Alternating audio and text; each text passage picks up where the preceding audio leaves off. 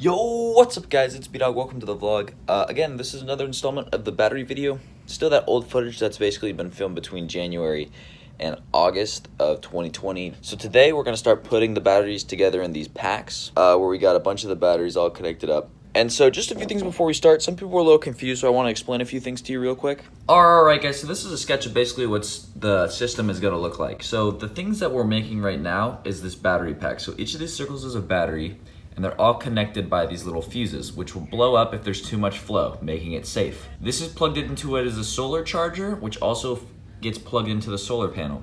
So the solar panel comes in here and then charges this battery, and then the battery feeds power into here and goes to the light. The power can also go straight from the solar panel to the light. So the light is the load. So the computer in here manages that whole system. So milliamp hours basically means the amount of milliamps that can travel through this per hour. The ampage is how fast the water is going, and the voltage is the amount of water. So that's kind of the metaphor I would use.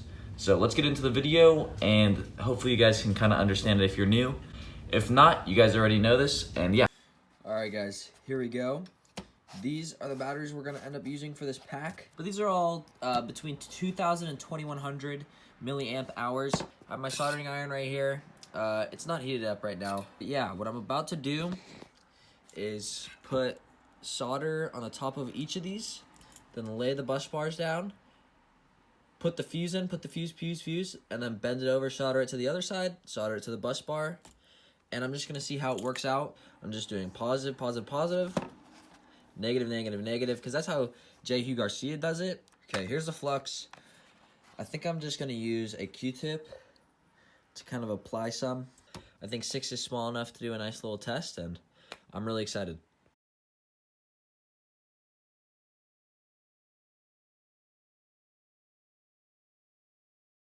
So I got a blob on the top of each of these. It was a little struggle to figure it out at first, but I like this one on the green one the best. It definitely is round. Now I'm gonna try and put on the bus bar, see what happens.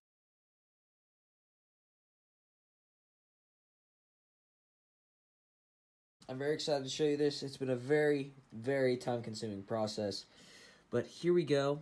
Veterans are probably laughing right now at my soldering and my fusing. I'm so happy with myself that I actually went from dead laptop batteries to what you're seeing right now. I still need to test right here how many volts it's getting. I honestly do not know why the solder was so hard to melt. That was my only problem. I've been running some tests with my multimeters. It's testing at a super low voltage when I put it in the water pipe.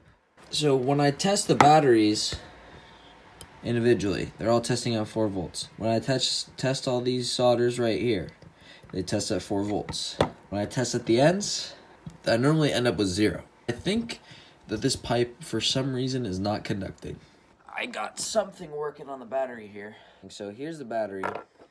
Soldered 2 little wires to the end of the bus bars. Right over here. You hear that? So this battery is making this motor go. So electricity is flowing, which, guys, that means we have built our first battery. We have gone from one of these to one of these to 6 of them strapped together, making a motor go. All right, guys, so my dad actually had an idea for me to solder them like this, where we have a positive and negative soldered together. As you can see, guys, there's 8.2 on the multimeter. Then if you look at the batteries, those are the batteries right there. So putting them in serial, turns out that's what's gonna upgrade the voltage for us. All right, guys, so I extended this little contraption by 1 more battery. On either side, there's a positive and negative soldered together. So we have our negative and positive output, but this is testing at 12.2 volts on the multimeter. Okay guys, another new kind of exciting installment in the solar project. As you can see, we got a 10-watt solar controller. It's a small little solar controller. And so here's where you put the panel, here's where you put the battery, and here's where you put your load. Put your positive and negative leads in here. And then, for example, you could charge your phone, or you could use a light. So this is awesome, guys.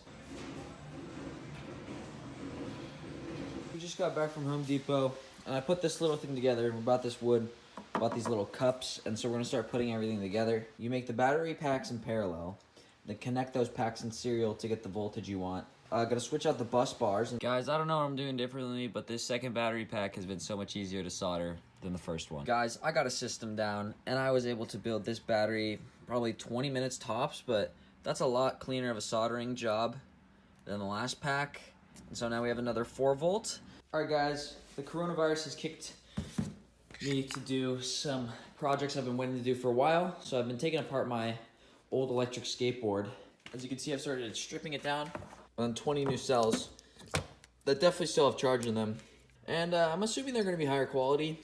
While we're down here, I have a little update for you guys. As you can see, soldered these little connectors together. So we connected these two batteries, tested them. Here's our ending points. And so this is testing at 8.2 volts, which is good. So we figured it out, put 2 more right here. We're gonna put them all in serial, have 2 leads come out at the end, and it should be a 16.2 volt battery. Sorry I haven't been filming as much. I've just been making a lot of progress and not filming as much, but you guys kind of know the drill, so. All right, here's the panel itself.